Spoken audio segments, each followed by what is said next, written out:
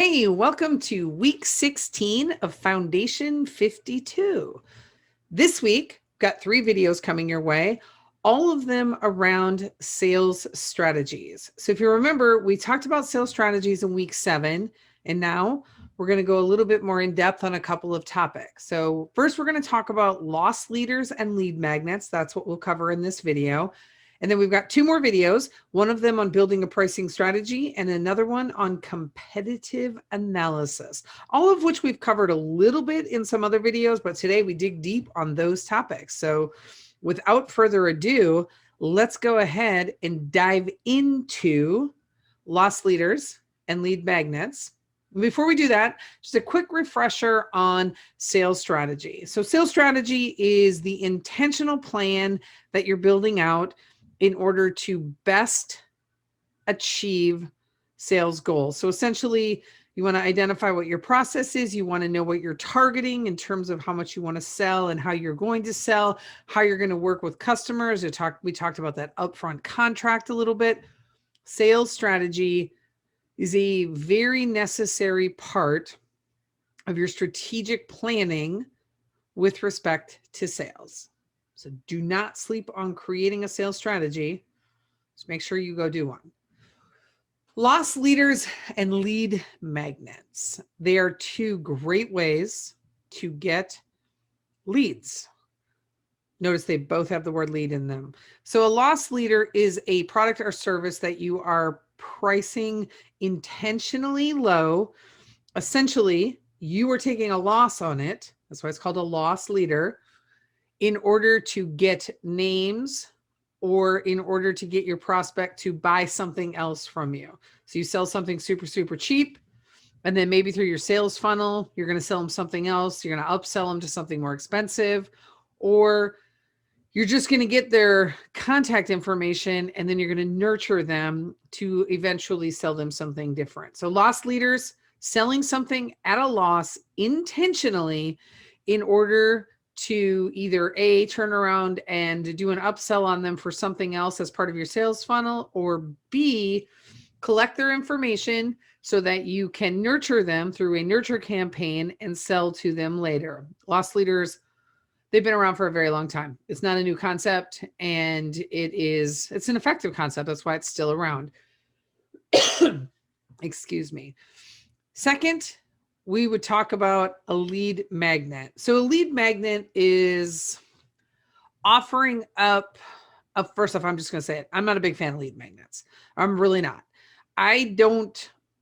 We don't like to give away information in exchange for email addresses. That's not really, it doesn't go with our brand. No, a lot of people do it, and a lot of people do it really effectively. We just don't do it. We are, we kind of are that old school method or that old school philosophy of, we have knowledge, we have information, we are happy to share that information, and it doesn't come at a cost, right? And maybe sometimes to our own detriment, but we don't. That's just part of our business model and our brand and how we work.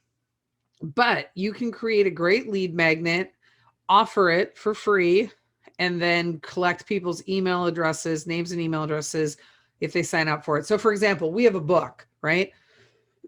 I'm so sorry. We have a book, and that book is available to buy on Amazon. It's a Kindle version and a paperback version.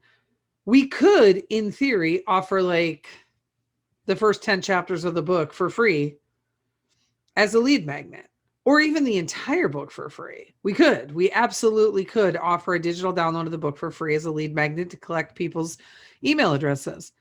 That would be, some would say, a really good strategy, but for us, it doesn't make sense for us. And even though we didn't write the book, we didn't write our book to with the thought that we were going to get rich off the book. The book is really a way for us to collect leads, but it's collecting leads by people reading the book and then reaching out to us because they're like, oh, hey, these guys really know what they're talking about. They're very good, right?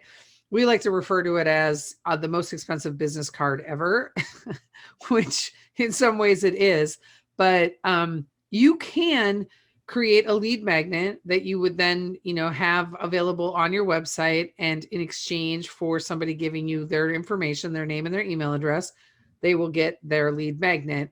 You can use them whenever you're about to launch a new product, when when you want to beef up your pipeline, when you know you've got some big things coming and you just want to start to, build up your list so that you can start to nurture people and get them through your nurture campaign so that they'll be ready to buy when your new product or service is available. There's a lot of reasons and to do lead magnets, and the timing of it could correspond with either, launching something new or wanting to grow your list. There's really no wrong time to do a lead magnet.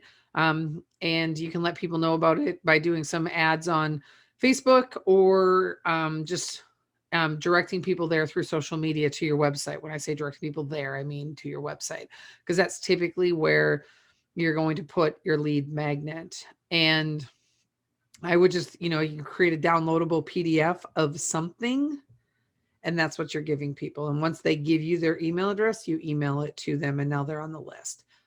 There's nothing stopping them from removing themselves, from unsubscribing, but typically, people will stay on your list for some period of time. So now you know what a loss leader and a lead magnet are, and you know how to use them.